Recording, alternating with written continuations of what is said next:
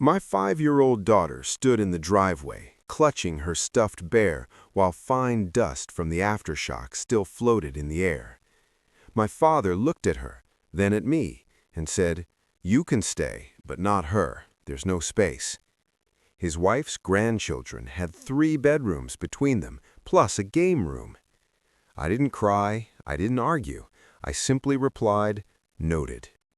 3 days later, my father opened his front door to a man in a suit holding a certified envelope. The color drained from his face. "My name is Stella Prescott. I'm 34, an ER nurse, and a single mother. This is the story of how I stopped asking my family for a seat at their table and claimed what was already mine. If you're watching, subscribe and tell me where you're tuning in from."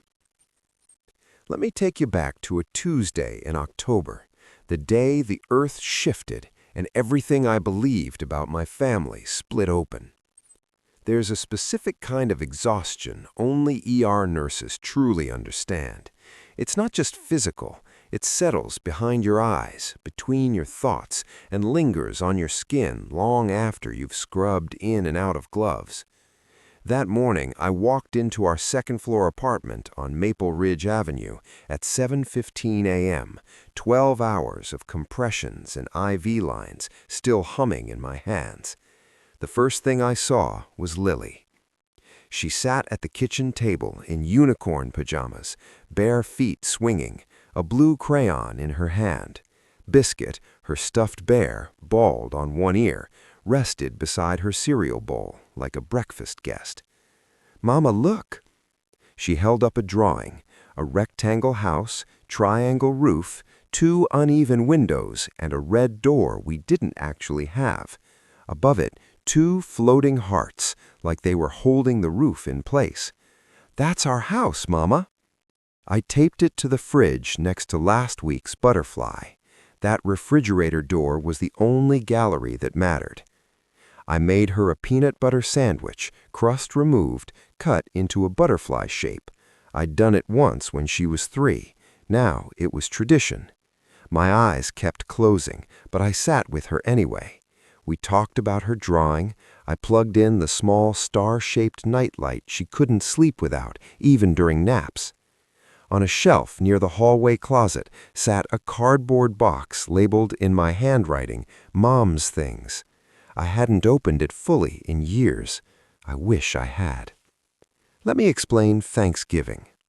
Last November, my father, Gerald, invited Lily and me to his house. "Family's family," he said, using that voice he tries to make sound warm.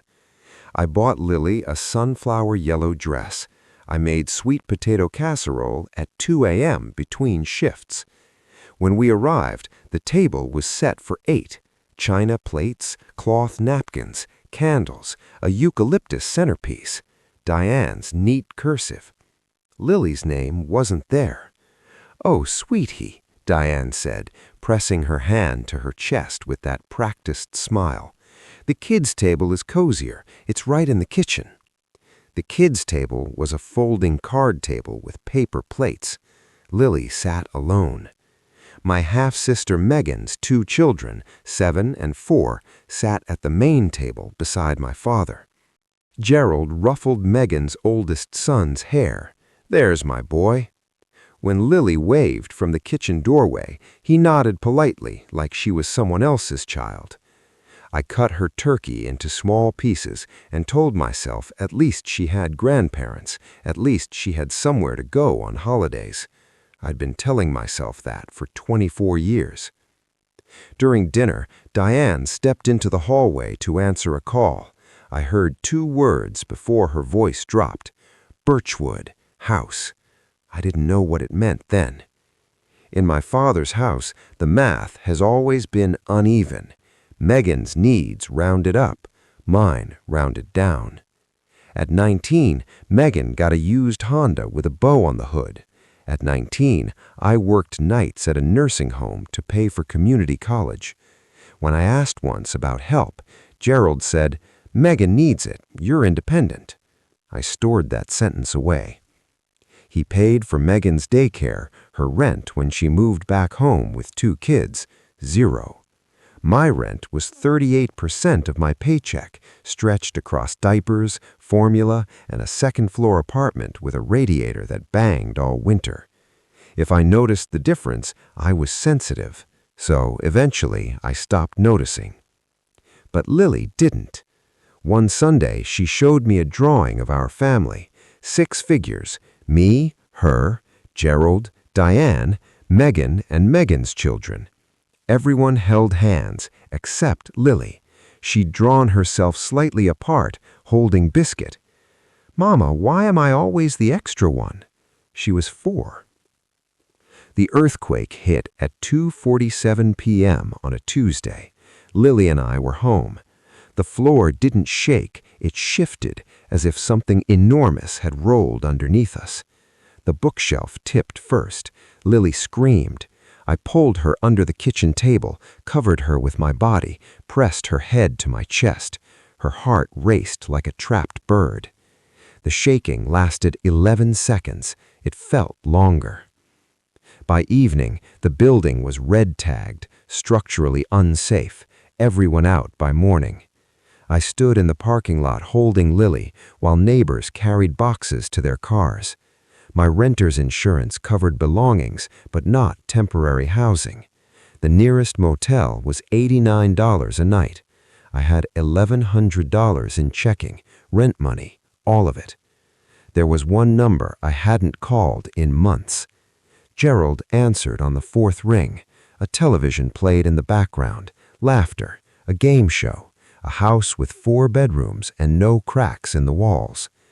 "Dad, the building's been red-tagged. Lily and I need a place to stay for a couple of weeks." Silence, then muffled voices, Diane's tone sharp and quick. "You can come," he said finally, "but Diane says there's no room for the girl." "The girl?" "She's 5, I said. "She can sleep on my floor." "It's tight," he replied. "We'll figure something out for the child."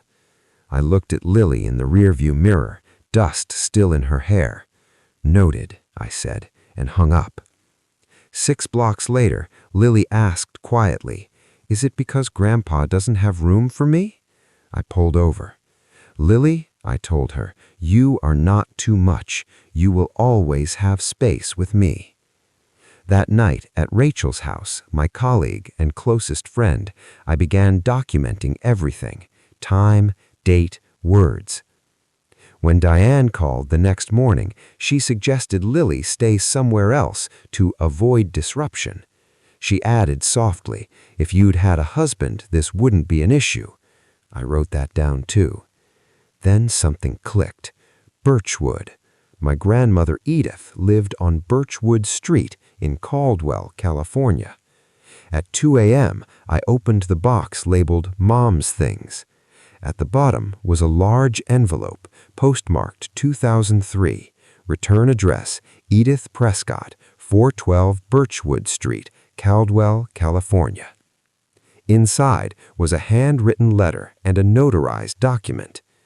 "My dearest Stella, I've created the Prescott Family Trust, the house on Birchwood, and $210,000 in savings. When you turn 25, it's yours.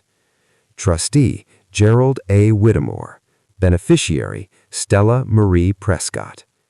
I turned 25 in 2016. No one told me.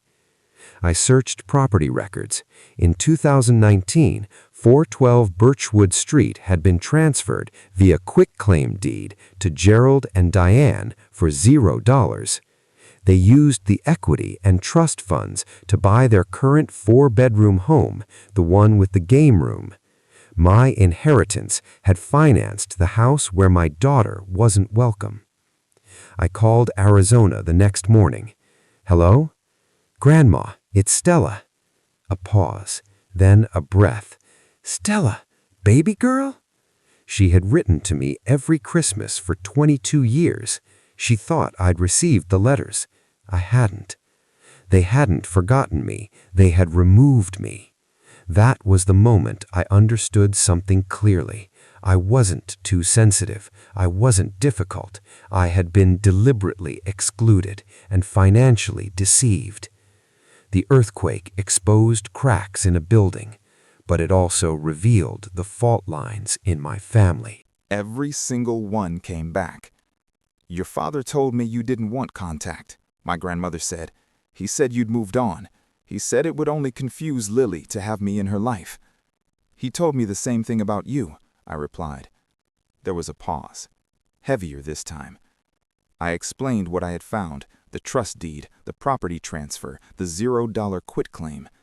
I could hear her breathing change, sharpen. I never authorized any sale or withdrawal, Stella, never. That trust was for you, only you. I think he forged my signature. Another pause. When she spoke again, her voice was steady. Then we're getting it back, every cent, every brick. She told me she still had copies of everything, including 22 returned envelopes, every Christmas letter she had mailed me, sent back in Gerald's handwriting. Call a lawyer, baby girl, today. I'll tell you exactly which documents to request. Rachel knew someone. More accurately, she knew someone who knew someone. Her cousin's divorce attorney referred us to Nathan O'Coffer, a trust and estate litigation lawyer with an office on Caldwell Boulevard and 15 years of experience untangling cases like this. I called him that afternoon. He had an opening the next morning. His office smelled like printer toner and black coffee. He was tall, mid-40s, with reading glasses he kept adjusting, and a calm presence that reminded me of the best surgeons I'd worked with. The kind who never raise their voice because they don't need to. I placed everything on his desk, the trust deed, my grandmother's letter, the property records, the quitclaim transfer. He read each document carefully, twice. Then he removed his glasses. Miss Prescott, as trustee, your father had a fiduciary duty to manage this trust solely in your interest. Selling the property and distributing funds without your knowledge or consent is a breach of that duty. And if your signature was forged, he tapped the quitclaim deed. That's felony forgery under California Penal Code 470. He outlined the plan. First, a beneficiary request letter, certified mail, return receipt, to Pacific Western Trust Company, demanding all distribution records, withdrawal authorizations, and signatures. The bank would have 30 days to respond. Second, once we received the documents, a forensic document examiner would compare the signatures. He already had someone in mind, Dr. Laura Sims, court-certified, frequently used by the district attorney's office. If the signatures don't match, Nathan said, we file in probate court and refer the forgery to the district attorney. This isn't only civil, it may be criminal. Then he added something that stopped me. If those trust funds were used as a down payment on your father's current home, that property becomes traceable proceeds, meaning the house where they told your daughter there was no room may not legally belong to them. I kept thinking about all the times Gerald told me, you're independent, you should be proud. It wasn't praise, it was protection for him. Every time Diane said, you're too sensitive, she was discouraging scrutiny. They used my self-doubt as insulation. Nathan mailed the beneficiary request that afternoon, certified, tracking logged, 30 days to respond. 30 days felt endless. In the ER, 30 minutes can determine survival. 30 days required patience. He warned me, don't confront them, don't mention the trust, Birchwood, or your grandmother. If he suspects legal action, he may destroy evidence. So I performed normalcy. Gerald called twice that week, casual, asking if I had figured out housing. His tone was ordinary, almost rehearsed. Working on it, I said, nothing more. On Thursday, he added, you're not still upset about the room situation, are you? Diane feels terrible. I'm fine, Dad. That's my girl. That evening, Lily showed me another drawing, a bigger house this time, 3 windows, a garden, a red door. At the top, she had written, in uneven letters, our house. I taped it to the fridge. 27 days later, the documents arrived. Nathan called at 10:14 a.m. Come in, bring nothing, touch nothing. 40 minutes later, I sat across from him as he laid 3 documents side by side. The first, Trust distribution authorization dated March 14, 2019. Request to release $210,000 from the Prescott Family Trust to Gerald A. Whitmore. Signed, Stella M. Prescott. The second, quitclaim deed dated April 2, 2019. Transfer of 412 Birchwood Street to Gerald and Diane Whitmore. Again signed Stella M. Prescott. I leaned closer. The signature was careful, practiced, but incorrect. My S begins with a sharp downward stroke. This one curved. My P in Prescott has a closed loop. This one was open. It wasn't mine. Nathan slid over a third page, Dr. Laura Sims' preliminary forensic analysis. Significant divergence in letter formation, pen pressure, and baseline alignment. High probability the questioned signatures were not produced by the stated signatory. Final report in 10 days, Nathan said, but it's clear. He pointed to the notary stamp, Janet L. Fry, a friend of Diane's from the school district. A notarized signature from someone who wasn't present, validated by a personal associate. This was deliberate. 2 days later, Gerald invited me to dinner, just me. Nathan advised, go, observe, say nothing substantial, write everything down afterwards. I went. The house smelled of rosemary and onions. Diane hugged me briefly, performative. Megan's children ran between the living room and the game room, the same game room where Lily couldn't sleep on the floor. Dinner was excessively normal. Compliments, small talk, no mention of the earthquake, no mention of Lily. Then Gerald asked casually, "You haven't been getting any strange mail, have you? Some trust company sent something to our address by mistake, probably junk." "Trust company," I said evenly. "No." He relaxed slightly. Diane changed the subject. In my car, I documented it. October 28, 7:48 p.m. Asked about trust company mail. Nervous. Diane redirected conversation. The smear campaign began the next morning. Texts from relatives. "Your father is heartbroken. Family shouldn't sue family. Diane says you're going through something." Diane posted in the family group chat. "Stella has been struggling since the earthquake. Unfortunately, she is now making false accusations about family finances. We are devastated after 24 years of loving support. Please keep us in your thoughts." 63 heart reactions, not one request for clarification. Gerald called, no warmth left. "You need to stop this. You're embarrassing yourself." "I'm listening." "Then fix it." I hung up. Megan posted publicly, "When someone bites the hand that feeds them, prayers for my parents who've only loved unconditionally." I screenshotted everything, forwarded it to Nathan. No public defense. Evidence mattered more than opinion. The final forensic report confirmed the forgery. "Are you ready to file?" Nathan asked. The next morning, I signed my name, my real signature, on a 32-page probate petition. It alleged breach of fiduciary duty by Gerald A. Whitmore, fraudulent transfer of 412 Birchwood Street, unauthorized distribution of $210,000, and demanded restitution with accrued interest. Attached were the trust deed, forged authorizations, forged quitclaim deed, forensic report, and property records. Separately, Nathan filed a criminal referral with the Caldwell County District Attorney's Office. Forgery under California Penal Code Section 470, notary fraud, and potential elder financial exploitation involving Edith Prescott. From Tucson, my grandmother sent a sworn declaration. She confirmed she created the trust, never authorized distribution, never signed transfer documents, and had been told falsely that I wanted no contact, supported by 22 returned Christmas letters in Gerald's handwriting. Everything was filed. Nathan prepared a certified demand letter, 14-day response deadline addressed to Gerald and Diane Whitmore. Once this is served, there's no undoing it. 9 years of theft, 22 years of deception, one 5-year-old told there was no room. The letter was delivered Monday at 11:47 a.m. USPS tracking confirmed, signed by G.W. Gerald called at 6:32 p.m. "Stella, what is this? What have you done?" "You have 14 days to respond through your attorney. I have nothing else to discuss." "This is insane. I'm your father. You can't—" Diane was hysterical in the background. Not the polite church event tone. This was different. Megan was crying too. That trust was family money, Gerald said. Stella, I managed it for everyone's benefit. I focused on the wording. I managed it. Not there's been a mistake, not I didn't do it. He framed it as management.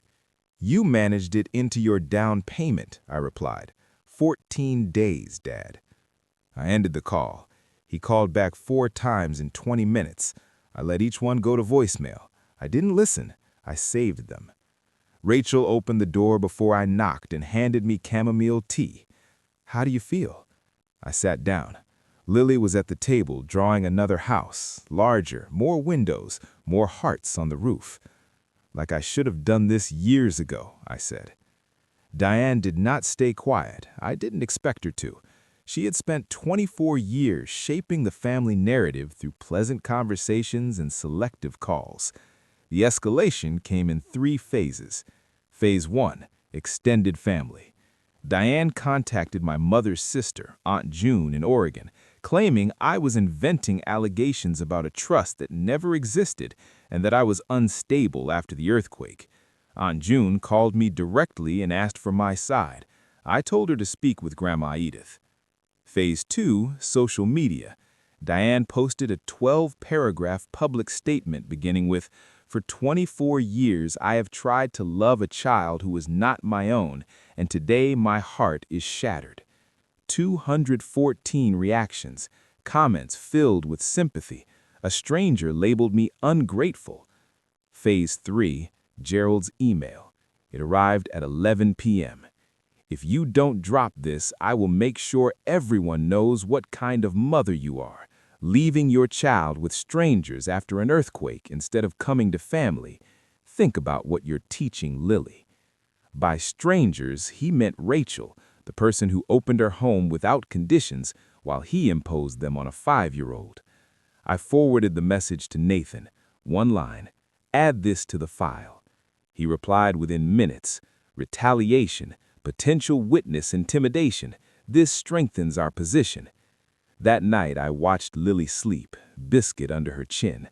I was teaching her something, just not what Gerald implied. I was teaching her that theft disguised as love is still theft. Grandma Edith arrived at Caldwell Regional Airport 3 weeks before the hearing. 1 carry-on, orthopedic shoes, steady posture. Smaller than I remembered, but unchanged in resolve. When she saw me, she opened her arms. At Rachel's house, Lily studied her carefully. "Do you like butterflies?" Lily asked. "Mama cuts my sandwiches like butterflies." "I love butterflies," Grandma said. Later that evening, she placed a box on the kitchen table. Inside were 22 envelopes addressed to me, each stamped "Return to Sender" in Gerald's handwriting. 22 Christmas letters. She never stopped writing. For years, I believed she had forgotten me because that's what I was told. I had no reason to doubt my father. Gerald's 14-day deadline expired at 5 p.m. on a Wednesday. On day 10, his attorney, Dennis Pratchett, whose practice appeared focused on traffic and small claims, requested a 30-day extension, arguing that trust distributions were authorized through implied family consent and served everyone's interests. No documentation, no signed authorization, no legal basis overriding a beneficiary's rights. Nathan summarized it in 3 sentences. No substantive defense, no evidence of authorization, they're stalling. Day 14 passed with no settlement offer and no acknowledgement of forged signatures. Nathan filed for an expedited hearing. The probate court granted it. Hearing date, Tuesday in November. On day 15, Gerald called again. "Stella, please, can we talk? I'm your father. We can fix this. Don't humiliate me in court." Humiliate was his word. "You had 14 days, I said. I'll see you at the hearing." Nathan informed me that the summons required personal service. Megan's birthday party, with 30 confirmed guests, was the only guaranteed time Gerald would be home. A sheriff's deputy would deliver it. I wasn't there. I was at Rachel's house with Lily and Grandma Edith making butterfly sandwiches and drawing unicorns. What I later learned was straightforward. At 2:15 p.m. during the party, a Caldwell County Sheriff's deputy arrived. Gerald answered the door and was served the probate petition, forensic summary, and Grandma Edith's sworn declaration. 30 guests witnessed the interruption. There was no singing afterward. The hearing took place in Caldwell County Probate Court. Fluorescent lighting, laminate wood panels, the ordinary setting of formal accountability.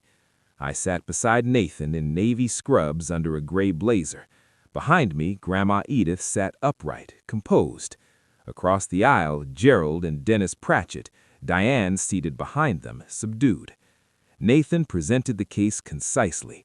Prescott Family Trust, established in 2004, sole beneficiary Stella Marie Prescott, trustee Gerald Whitmore. March 2019 distribution authorization forged. April 2019 quitclaim deed forged. Forensic report, signatures inconsistent with verified exemplars. Notary Janet Fry, colleague of Diane, notarization without signatory present. Criminal referral filed.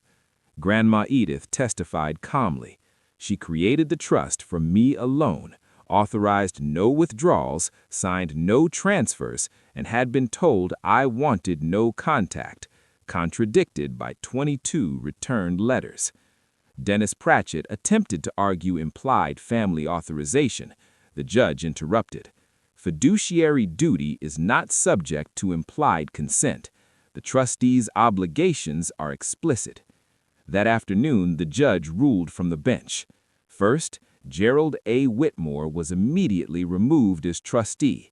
An independent licensed fiduciary was appointed. Second, restitution.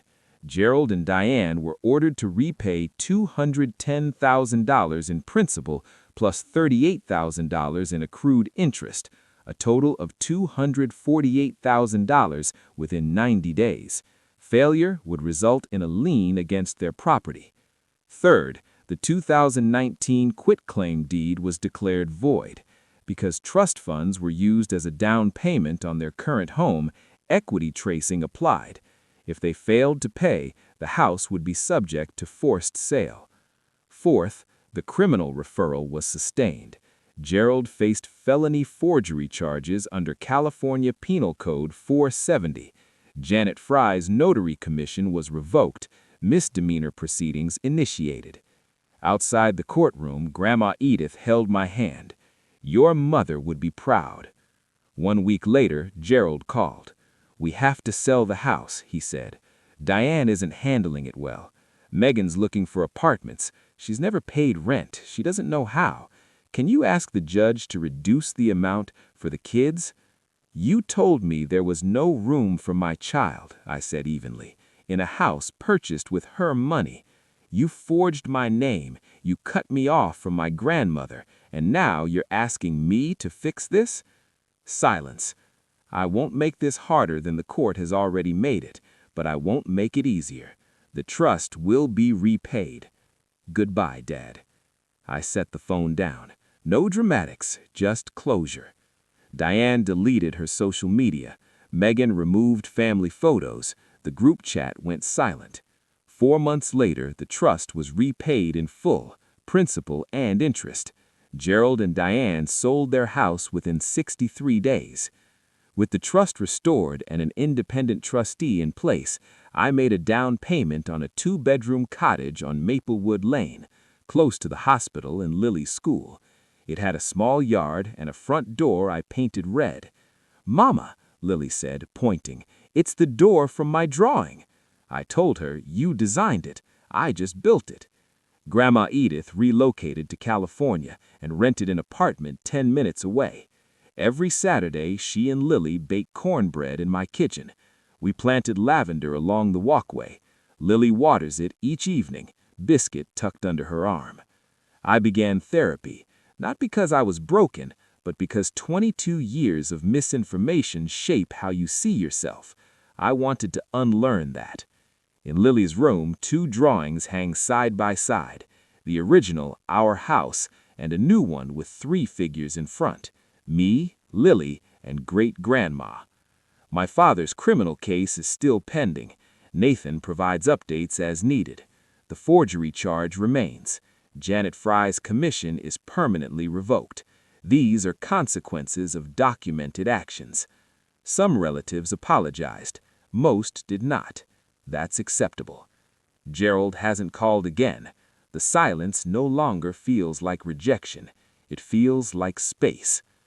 Lily recently asked why our door is red. "Because you drew it that way," I said. She nodded. I knew it would come true. I didn't pursue this for revenge. I did it because when a child asks whether she is too much, the answer must be clear. If someone tells you there's no room for you, the solution is not to shrink. It's to